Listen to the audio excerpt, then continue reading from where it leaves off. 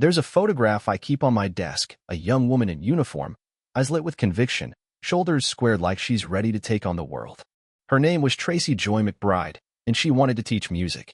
19 years old. From Centerville, Minnesota. One of those towns where Friday night football still matters, and where dreams of college are too often overshadowed by reality, unless you find another way. For Tracie, that way was the United States Army. She didn't enlist to fight. She enlisted to learn. I spoke to a former classmate of hers from high school, a woman named Erin who now teaches third grade. Tracie wasn't loud, she said, but you always noticed when she was around. She smiled with her whole face. And she loved music like it was oxygen.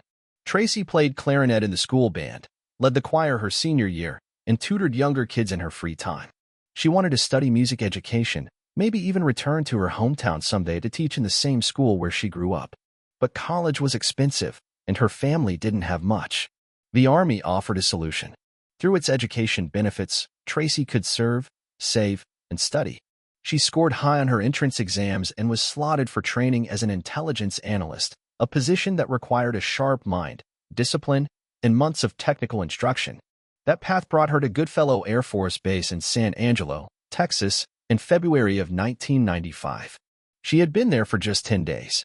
Goodfellow was the kind of base people often overlooked, not a hub of combat readiness or high-profile operations, but a training ground. Quiet. Safe. Or so it was supposed to be. I visited the base this past spring, walking through the same dormitories and common areas where Tracie had spent her final days.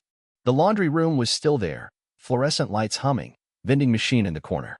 I stood at the payphone where she made her last call, not knowing it would be interrupted by a man whose life had unraveled long before he ever met her. But back then, Tracie didn't know any of that. She was learning codes and intel theory by day, folding laundry by night, probably humming a song in her head as she waited for her clothes to dry. She'd made friends already, people who'd later help identify her in court documents and witness statements. They remembered her laugh, the way she tilted her head when she was trying to understand something. She was making plans, writing letters home, looking forward to her next visit. Her future stretched ahead like a clean page of sheet music. And then, in a moment no one could fully explain, everything stopped. That's what first pulled me into this story.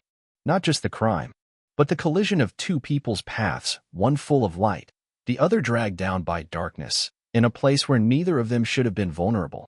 Tracie had done everything right. She worked hard, stayed focused, gave more than she took. She trusted the system that promised her a future, and it failed her. Before I learned the details, the brutality, the aftermath, the courtroom battle that would follow, I wanted to know her. Really know her. I wanted to hear the music she left behind. I wanted to understand what we lost. Because when we talk about crimes like this, especially ones that make it all the way to a federal death sentence, we tend to start with the horror. But I don't believe in beginning stories at their worst point. I believe in beginnings. I believe in people. And Tracie McBride was one worth knowing. February 18th, 1995, was a Saturday. The kind of day that blends into the rest on a training base like Goodfellow. No drills. No inspections. Just young soldiers doing laundry, writing letters, calling home. It was around 8 p.m. when Tracie McBride walked into the base laundry room, a beige, windowless space tucked into the bottom floor of the dormitory. She brought a load of clothes and a phone card. She was on the payphone when everything changed. What happened next is chilling not because of how complicated it was, but because of how fast, how precise. Like someone who had planned it. A man walked in. He didn't look like a stranger at first glance. He wore military fatigues, carried himself with the same discipline as the rest. Maybe that's why no one screamed. Maybe that's why it didn't feel like danger, not right away.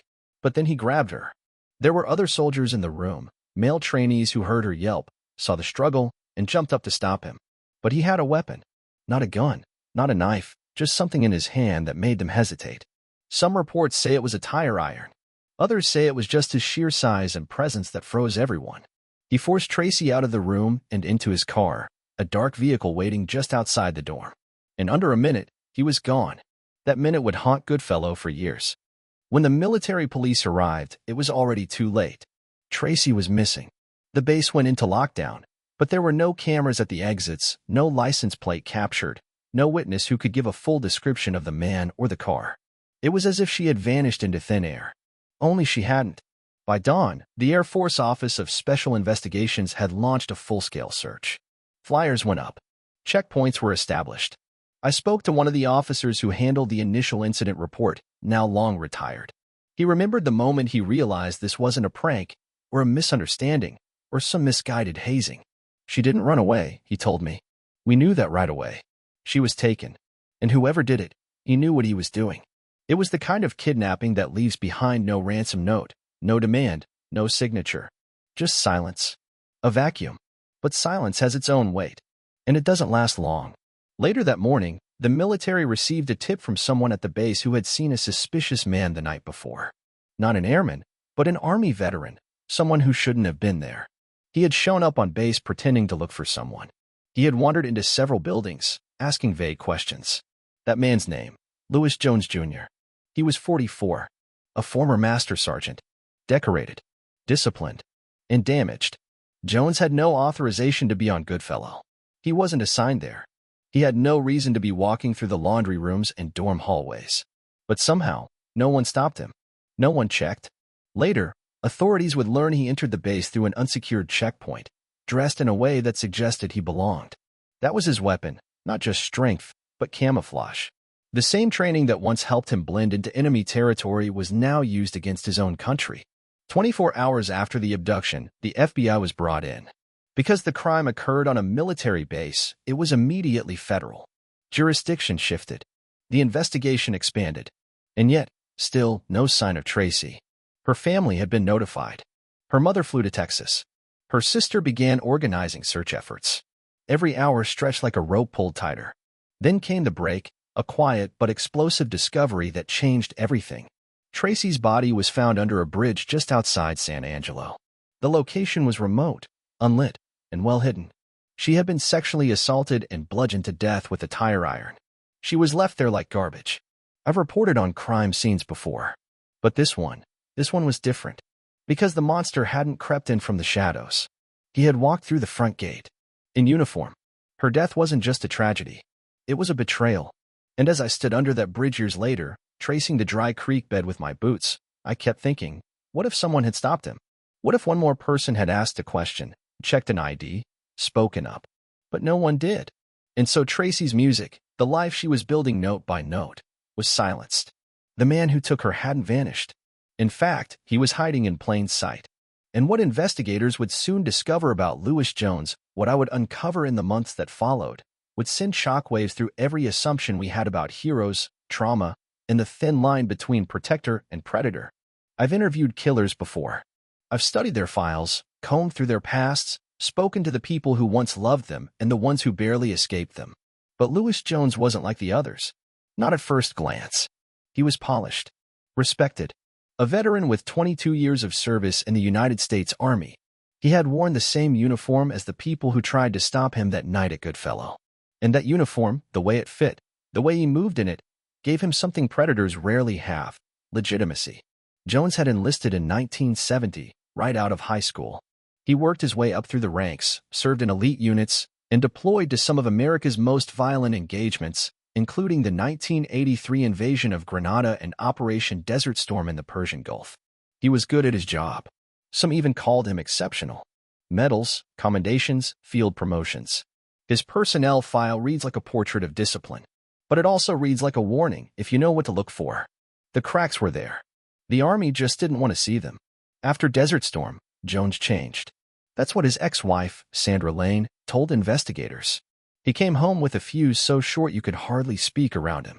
Loud noises set him off. He slept with weapons. He drank heavily. And, worst of all, he turned violent. Sandra reported several incidents of domestic abuse. Jones hit her, screamed at her, once allegedly choked her until she passed out. She filed reports. There were military counseling sessions. But little came of it. He was near retirement, and his commanders, according to later testimony, hoped he'd just calm down. But he didn't. In fact, the violence escalated.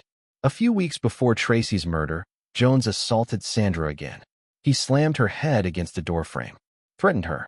She fled the house and filed another complaint. She never went back. That report, the one that detailed his aggression, his instability, his dangerous spiral, sat in a file drawer. No one reviewed it in time. When I spoke to a retired Army psychologist familiar with the case, he said something that stuck with me. You train a man to kill, then you send him into hell. And when he comes back, broken and twitching, you hope he'll just fit back into civilian life like nothing happened. But Lewis Jones didn't fit. He unraveled. He had recently been honorably discharged and was living in San Angelo, not far from Goodfellow. Alone, untethered, haunted. The defense would later argue that Jones suffered from Gulf War syndrome, a loosely defined mix of PTSD, depression, chemical exposure, and neurological damage that plagued many returning veterans from that war. They pointed to his increasingly erratic behavior, the violence against his wife, his inability to hold a steady job. They even brought in neuropsychologists who claimed his brain showed signs of trauma, areas of diminished function tied to impulse control. Was it real? Maybe. But was it enough? To me, the most disturbing part wasn't just what Jones did, it was how easily he did it. He didn't stalk Tracie for weeks. He didn't plan the attack with methodical care. He woke up that morning and, by nightfall, had abducted, raped, and murdered a stranger with chilling efficiency. That's not impulse. That's capability. And it begs the question, how many Lewis Joneses are out there, trained, fractured, and ignored? I reviewed the military's internal documents. There were at least 2 formal complaints filed against him during his service. There were warning signs, anger issues noted in peer evaluations, unaddressed counseling referrals, even one psychological assessment that suggested latent volatility. But the system favored preservation over confrontation. He was useful. He was decorated. He was about to retire. So they let him go. I stood in front of his old house, a single-story, sun-bleached structure on a quiet street in San Angelo. The windows were closed. The paint peeled. Neighbors had long since moved on. But the house hadn't. Inside that house, Tracie McBride was raped. Inside that house, a man trained by the U.S. Army committed an act so brutal it defies understanding. Not in the heat of war, but in peacetime, in his own community, using the very discipline that once earned him medals. This was not a sudden madness. It was the endpoint of years of buildup, of untreated trauma, ignored violence, and a system that chose to look away. By the time law enforcement caught up to Jones, a day after the murder, he confessed quickly, almost coldly, as if he knew it was inevitable. He didn't ask for a lawyer. He didn't try to run. He told them where to find the body, the clothes, the weapon. It was all over. Or so it seemed. Because the real trial, the one that asked who else bore responsibility, hadn't even begun yet. The first time I saw her name in the case file, it was buried beneath a stack of forensics reports and chain of custody logs. Dr. Jan Garavaglia, Bihar County Medical Examiner. To most people, just another name in the paperwork. But to those who understand how justice is built, she's something more. In the world of forensic pathology, Dr. Garavaglia, known to colleagues and viewers of her later TV career as Dr. G, is one of the best. And in the case of Tracie McBride, her work proved decisive. Tracie's body had been dumped under a bridge, exposed to the elements. She had bruises, abrasions, and massive cranial trauma, all obvious signs of the beating that ended her life. But what wasn't obvious, what Jones tried to erase, was the evidence of rape. It wasn't the first time I'd seen a case where a killer tried to strip a victim of their voice by destroying the evidence of sexual assault. It's a final insult, not just to the person, but to the truth. Jones bathed Tracie's body after the murder. He scrubbed her with soap and water. He washed her clothes, then dumped them separately. In his confession, he claimed that he didn't want anyone to know. He had enough presence of mind to understand that rape would elevate the charges and turn a horrifying crime into a capital one. But he underestimated Dr. Garavaglia. At the time, she was already well regarded in her field, thorough, methodical, and relentless in her search for answers. When Tracie's body arrived at the Bihar County Medical Examiner's office in San Antonio, Garavaglia and her team went to work. I later spoke with someone who was in that room, a junior examiner who asked not to be named. She told me Garavaglia was laser-focused, refusing to accept what appeared to be a clean body as evidence of nothing. Just because you wash away the surface, she told me, doesn't mean the truth is gone. Using specialized swabbing, ultraviolet light, and careful internal examination, Garavaglia found what Jones thought he'd erased, biological evidence confirming sexual assault. It was a turning point. Without that proof, Jones could have faced life in prison, maybe even argued temporary insanity. But with it, the crime became a federal capital offense. Rape on federal property made the case eligible for the death penalty under the 1994 Federal Death Penalty Act. The Justice Department took notice. It wasn't just the forensic work that mattered. It was the clarity with which Garavaglia presented it, detailed, clinical, and unmistakable. Her testimony would become the spine of the government's case. But she wasn't alone in chasing the truth. Military investigators traced every step Jones took in the hours before and after the murder. Surveillance footage from local stores showed him buying cleaning supplies. A neighbor later recalled seeing him carry out heavy trash bags in the early morning hours. FBI crime scene analysts combed his home. They found fibers matching Tracie's uniform. A single hair caught in the car door frame. Blood traces that had seeped into a crevice he'd missed while cleaning. Piece by piece, the picture reassembled. I remember reviewing the inventory list of items recovered from Jones's house. Detergent, towels, a tire iron, empty bleach bottles. Every object was mundane. Every object carried weight. And then there was the tape. During one of his early interrogations, Jones allowed agents to record his confession. I listened to that tape in a federal records office, sitting alone in a gray-walled room with a set of headphones. His voice was calm, unemotional, like he was reciting a shopping list. I grabbed her, he said. She tried to fight. I hit her. Took her home. I raped her. Then I took her to the bridge. No why. No apology. No tremor in his voice. It's easy, in cases like this, to let the evidence harden into narrative, to reduce horror to bullet points. But behind every test tube and fiber match were people, examiners, agents, analysts, soldiers, each of them chasing something fragile and elusive, a way to speak for the dead. Justice doesn't arrive all at once. It's built, slowly, painfully, by the people who refuse to let silence win. And that refusal, more than anything else, brought Tracie's voice back into the room. Lubbock, Texas, sits on the edge of the high plains, dry and unforgiving, a fitting place for the kind of justice that doesn't flinch. That's where the federal government brought its case against Lewis Jones Jr. in 1995, a capital trial for a federal crime, held far from the scene of the murder, but close enough for the weight to settle in every corner of the courtroom. The defense came prepared. They didn't deny what he did. Instead, they offered a narrative of deterioration, a man who was once exemplary, now broken. They brought in military colleagues, doctors, even character witnesses who spoke of Jones's years of service, his battlefield courage, his honors. They painted a picture of a soldier damaged by the very country that now sought to execute him. The core of their argument was simple. Lewis Jones didn't deserve to die. Not because he was innocent. He wasn't. But because he was a product of war, trauma, and a government that had failed to treat either. His defense team brought out brain scans, medical journals, testimony from neurologists who described frontal lobe damage consistent with trauma-induced behavioral loss.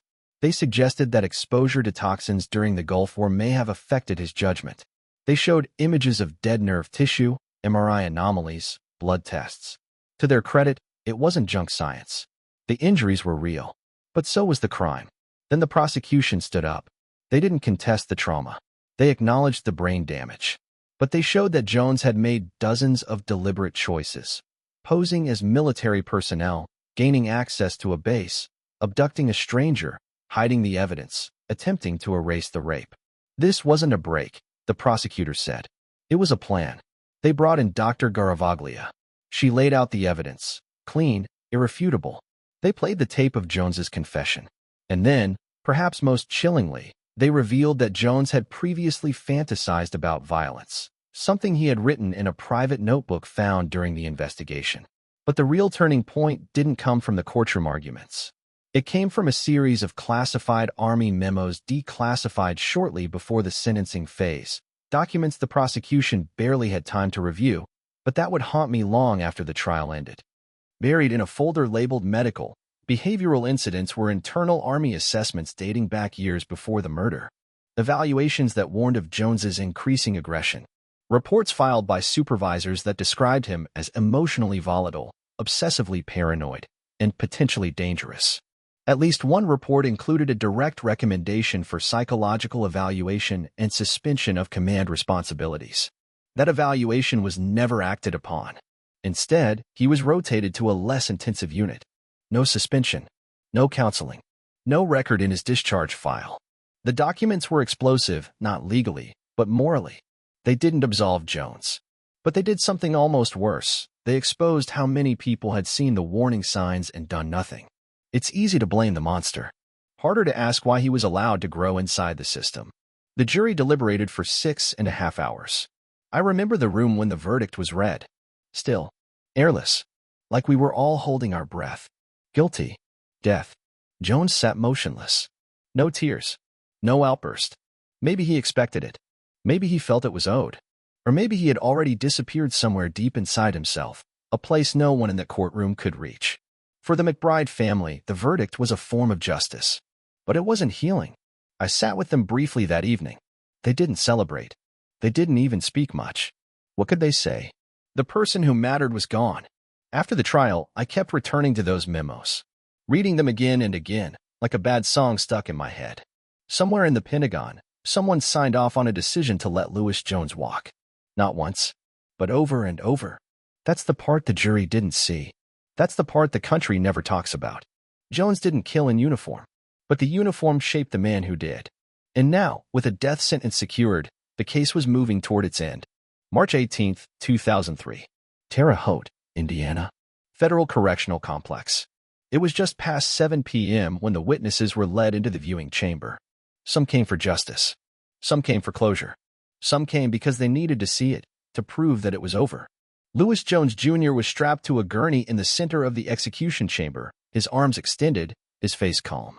He was 53 years old, still muscular, still dignified in posture. A man who had once trained others to fight, now waiting to die at the hands of the government he once served. It was the third federal execution since the death penalty was reinstated in 2001. But it felt like more than that. It felt like a test of everything we tell ourselves about justice, punishment, and accountability. Tracie McBride's family sat in silence. Her sister, Stacy, held a folded piece of paper in her hand, a list of things Tracie never got to do. Graduate college, teach music, walk down the aisle, hug her nieces and nephews. Every unchecked line on that list burned like a scar. Jones had chosen not to speak. Instead, his attorney read a final statement. He accepted responsibility for what he had done. He acknowledged the suffering of the McBride family. But he didn't ask for forgiveness. I don't deserve it, he had written. And I know that. At 7:08 p.m., the lethal injection began. 3 drugs, delivered in sequence. Sodium thiopental to render unconsciousness, pancuronium bromide to paralyze, potassium chloride to stop the heart. By 7:17, Louis Jones was pronounced dead. After the execution, I walked with Tracie McBride to a quiet spot outside the prison gates. The wind was sharp. She lit a candle anyway, shielding it with her hand. When I asked her how she felt, she said, lighter, but not whole. It was the most honest answer I'd heard all day. Tracie was buried at Fort Snelling National Cemetery in Minnesota. Her grave rests among rows of other service members, marked with a modest headstone that carries her rank, name, and dates. In the years that followed, Stacy created a scholarship-funded Tracie's name for students pursuing music education. Each spring, the town of Centerville hosts an event called Tracie's Night, part concert, part vigil, part promise that she won't be forgotten. The local high school auditorium where she once performed is now named after her. I've attended the event more than once. Watched middle schoolers play instruments with trembling hands, some of them too young to know who Tracie was, but playing anyway, like the sound itself could bridge the gap between now and then. And in a way, it does. That's what stays with me. Not the crime. Not the trial. Not even the execution. What stays with me is the sound of a community refusing to let the silence win. As for me, I think about what this case revealed, not just about one man, but about the systems that made him, tolerated him, ignored the warnings. I think about the Army reports that gathered dust, about the missed chances, about the way we train people to survive war, but not to return from it. Jones was a murderer, no question, but he was also a mirror, a reflection of what happens when we let trauma fester in uniform and pretend that the scars will simply vanish with a discharge. The McBrides will never get Tracie back, but they've made sure the world doesn't forget her. And in that refusal to forget, there's a kind of justice the courtroom can't deliver. I visited her grave last spring, left a small note folded inside a music sheet. On it, just a few words. Your song still plays. And in the end, that may be the best we can do, carry the melody forward, even after the voice is gone.